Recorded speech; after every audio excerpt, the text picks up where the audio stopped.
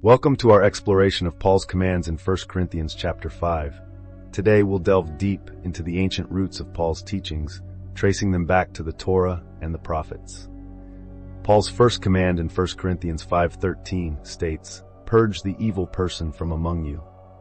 This directive echoes the Torah's emphasis on maintaining community purity, but with a crucial adaptation for the early church context. In Deuteronomy 13:5, we read, "But that prophet or that dreamer of dreams shall be put to death, because he has taught rebellion against Yahuwah your Elohim, who brought you out of the land of Egypt and redeemed you out of the house of slavery, to make you leave the way in which Yahuwah your Elohim commanded you to walk. So you shall purge the evil from your midst." While the Torah prescribed severe penalties within the ancient Israelite theocracy, Paul recognizes that the early church, especially Gentile congregations, existed in a different context. They lacked the established Israelite legal system and the authority to carry out such punishments. Moreover, the early church was spreading across diverse cultures and legal jurisdictions. Paul's adaptation reflects a shift in how the community of believers was to maintain its purity.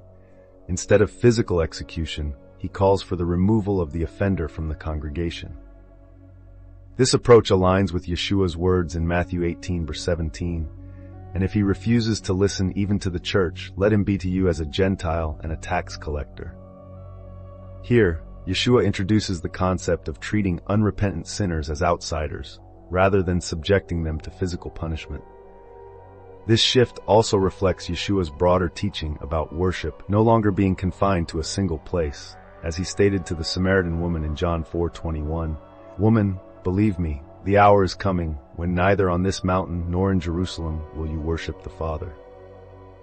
As the community of believers expanded beyond the boundaries of Israel, the application of Torah principles necessarily adapted to new cultural and legal realities. The second command is found in 1 Corinthians 5:5, where Paul instructs, "You are to deliver this man to Satan for the destruction of the flesh, so that his spirit may be saved in the day of Yahuwah." This aligns with the Torah's concept of temporary separation for purification. Consider these examples. Leviticus 13:45-46 instructs regarding those with skin diseases. "The leprous person who has the disease shall wear torn clothes and let the hair of his head hang loose. And he shall cover his upper lip and cry out, 'Unclean, unclean.' He shall remain unclean as long as he has the disease. He is unclean. He shall live alone. His dwelling shall be outside the camp." Numbers 12:14-15 describes Miriam's temporary exclusion.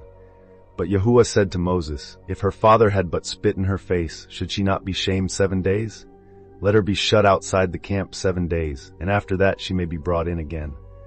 So Miriam was shut outside the camp 7 days, and the people did not set out on the march till Miriam was brought in again." Numbers 5:2-3 provides another example.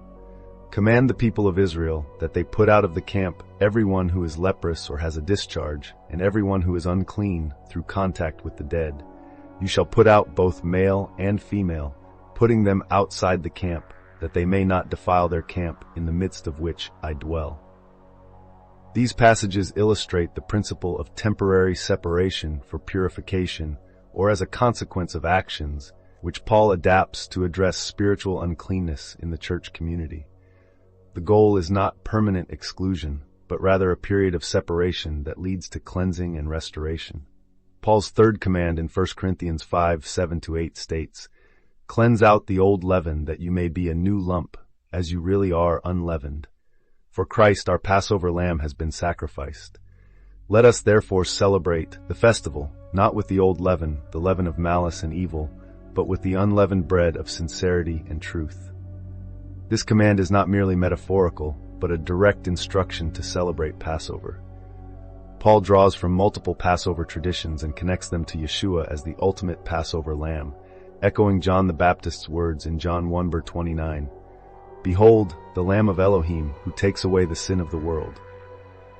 Exodus 12:15 states, 7 days you shall eat unleavened bread.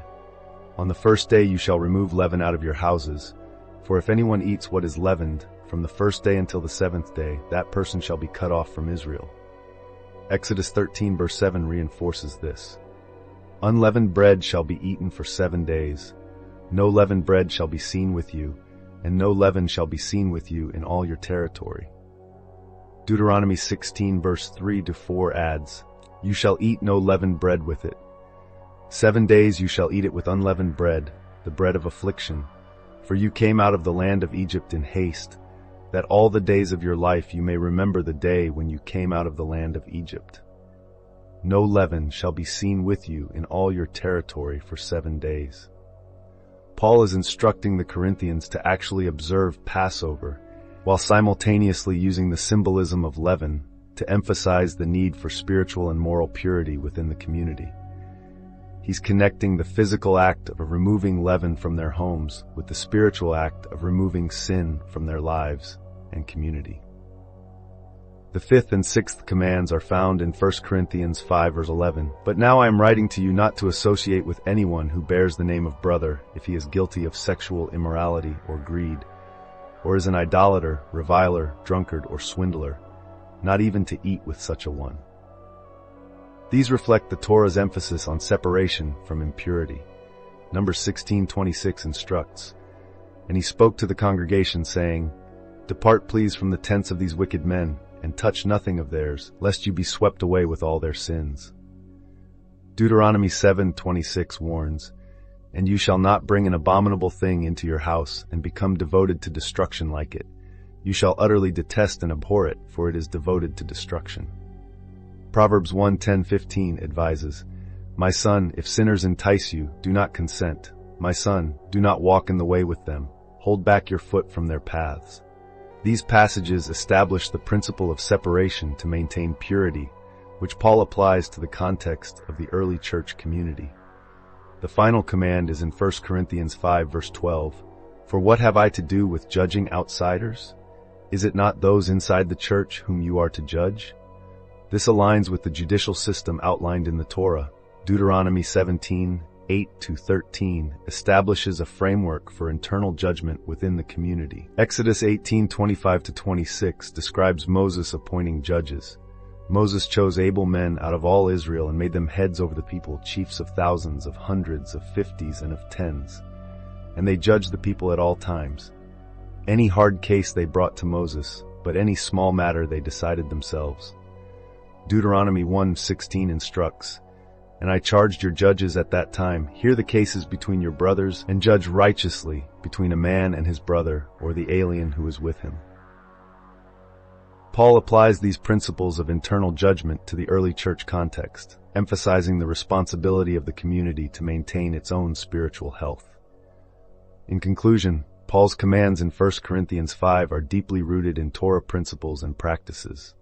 From community purity and temporary separation for healing to the symbolism of Passover and the establishment of internal judgment, Paul draws on the rich tapestry of Elohim's instructions given to Israel. He adapts these principles to address the specific challenges faced by the early church, demonstrating the continuity between the Old and New Testaments. By understanding these connections, we gain a deeper appreciation for the wisdom and consistency of Elohim's instructions throughout Scripture. Paul's teachings, far from being disconnected from their Hebraic roots, are a thoughtful application of Torah principles to a new context.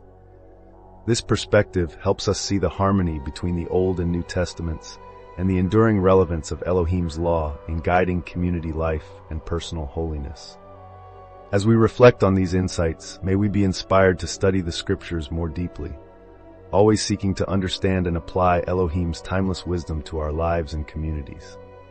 Until next time, Shalom.